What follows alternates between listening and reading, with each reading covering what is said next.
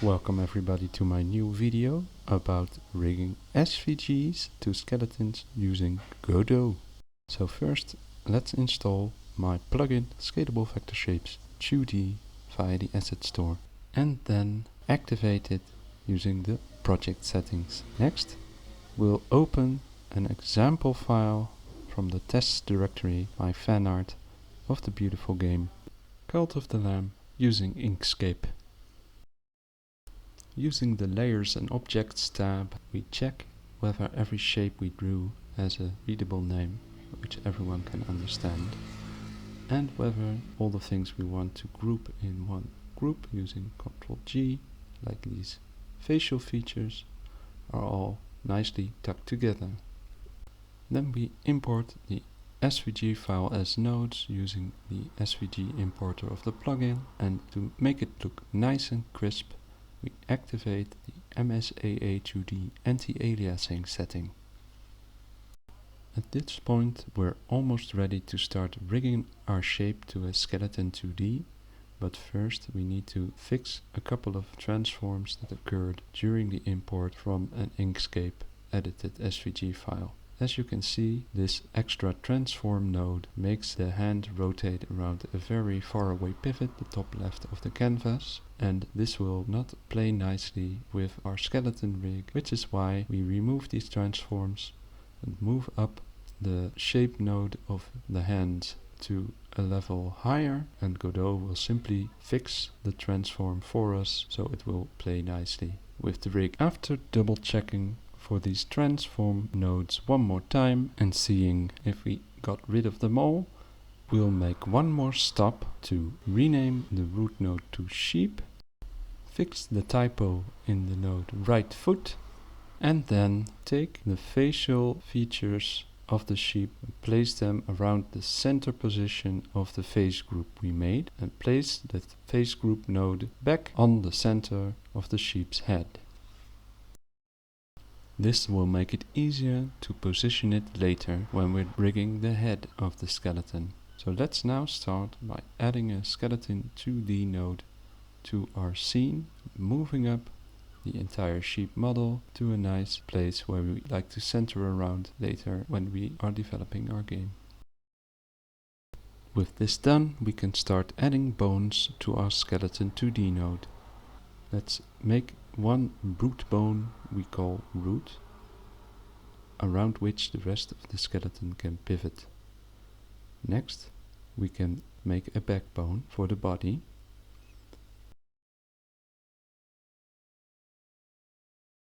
And on top of that, we'll just make a head bone, which we name head, and out of which we can grow two nice ear bones later.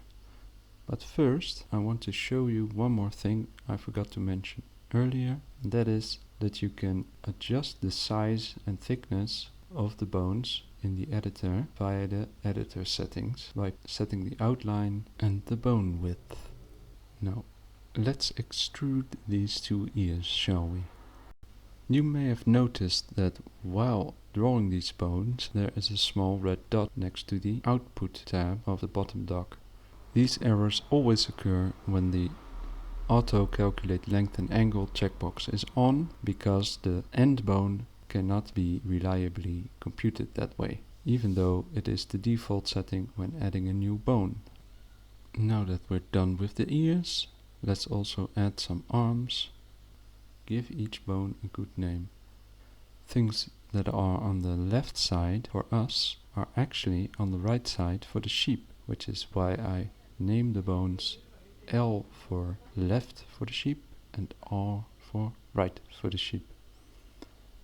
It's also important for some bone manipulations that the bone fits exactly over the center of the node we want to rotate, especially when we're not using a deform but are moving around the entire shape using the bone. So let's set the length for this end bone manually as well. Name the remaining nodes, and then pay attention to this important next step, which is overwriting the rest pose of the skeleton. We need this rest pose for the shape to deform correctly along with the movement of the bones. You can assign the skeleton to the shape by using the skeleton assign button, and you can assign one bone to an entire shape using the assign bone button.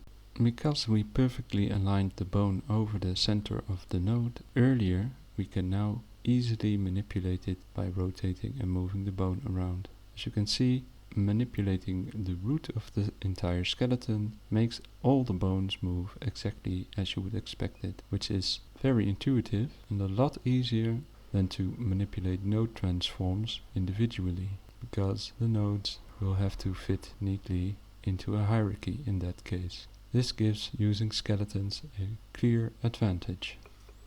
As you can see, rotating the arm here also rotates the hand, which illustrates what I meant.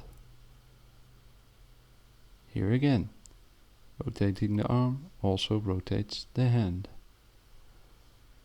So now we're ready to do another neat trick using the Skeleton2D, that is using the deformation map, which is simply a way to assign individual points to individual bones in a shape. We use the assign points to bones button for this. You can paint bones by clicking the mouse over the points like this, and you can pick a bone to assign to by using Ctrl and mouse wheel. So first we select arm L, and then we select arm R for the right arm for the top of the shirt. Now we'll assign individual points to the Skeleton2D bones for the left arm like this, and to the backbone like this. Let's do the same for the right arm. So the shoulder and the rest of the arm is mapped to the arm bone, yet one point is mapped to the backbone. Well, I'm not perfectly happy with how this panned out, so let's try that again. We'll assign this shoulder point to the back as well, and let's just assign all the points of the shirt to the backbone, and do the same on the other side. So this way 2 points of the arm stick to the shirt, while the other 2 points stick to the arm bone. And let's test our skeleton, moving the arm around more thoroughly. Same for the other arm. Well, doesn't that look nice? And reset to rest pose, so we can manipulate new shapes. For the face, we will do the same thing with the assign points to bone button. First pick the correct bone using Ctrl mouse wheel, then paint the points to the head bone like this, and of course to the left ear and the right ear like this. Test again. Now all we have left to do when it comes to rigging our shape is to assign all the facial features, for which we already prepared one grouping node called face. For this node we'll do another built-in handy trick using the standard remote transform 2D node of Godot itself, which pushes the transform onto another node. And this remote transform 2D node will be the child of our head bone, and the face node is remotely assigned like this. All we have to do is to rotate back the remote transform 2D node and translate it back as well, so it fits nicely onto the head bone. And now the entire face is also moving with the head, which makes us ready to start animating our cute little sheep.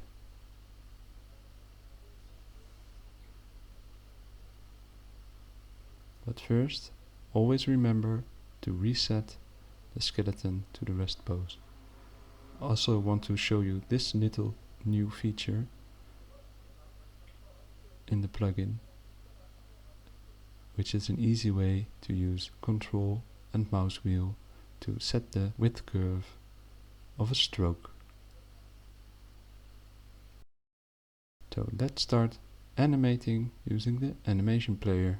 We'll make a new animation named Dance, and to the animation track we add all the bones we created using the Insert Keyframe button. Make sure to also create reset tracks. When you create a reset track, that will override everything, even the rest pose on the skeleton. It's important for the rest pose to exactly match the reset animation, or else your deforms can become messed up. When you press the record button, once you start changing the positions of nodes that have an animation track, everything you change will be recorded at the exact track position you're using. So you can record an animation a lot faster this way. This becomes especially useful when you're animating the bones of a skeleton. Before the latest update, you had to animate curves by hand. So let's just check what our animation looks like so far. 1 whole second looks way too slow. So that is why we will select all the keyframes on the 1 second and move them to the 0.25 second position and make the entire animation 0.25 long. And as you can see, I chose a looping animation which goes back and forth, which always looks nice for a dance animation. It looks like a shuffle. This button makes the animation we made play automatically when the scene starts. Then we add a camera 2D, which we position around our sheep and zoom in far enough for it to look big enough, because that's the whole thing with Scalable Vector Shapes. 2D, you can zoom in on your shapes infinitely. We're nearing the end of our video, and I hope you really enjoyed it. But I just want to show you the effort I took to record another video, which became way too hard and took way too long. But just look at how impressive this rigged version of Jack has become. Actually, because I made a Jack in a rigged version, I also made the rig available to you in a new asset in the asset store called Human Skeleton2D. So be sure to try that out, and I hope to record videos for you soon in which I explain more ways to rig your shapes and maybe even your static sprites around the Skeleton2D. If you have any more questions, feel free to ask them in the comments below, and giving feedback is also more than welcome. And I even opened a new Discord server which you can use to ask questions in as well. The link is in the description below. Thanks for watching.